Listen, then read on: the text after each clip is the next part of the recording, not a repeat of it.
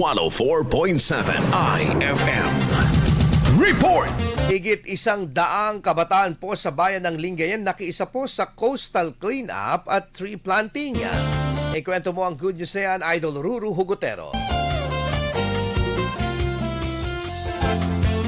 Mahigit 100 kabataan sa Lingayen ang nakiisa sa mga gawaing pangkalikasan bilang bahagi ng paggunita sa International at National Youth Day. Isinagawa ang coastal cleanup sa Lingayen Beach na nilahukan ng mga kabataan mula sa iba't ibang youth organization at sangguniang kabataan. Sa tulong ng Municipal Environment and Natural Resources Office o MANRO, maayos na nakolekta at naitapon ang mga basurang nakuha mula sa baybayin. Matapos ang coastal cleanup, nagtungo naman ang mga kalahok sa Lingayen Livelihood Training Center sa Palaris para sa tree planting activity. Umabot sa 50 punla ng goyabano at abukado ang itinanim sa lugar.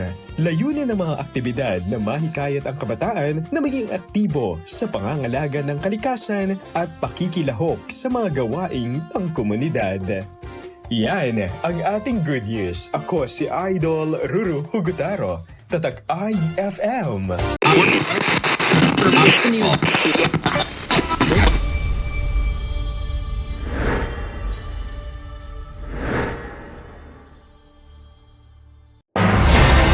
IFM News. IFM News.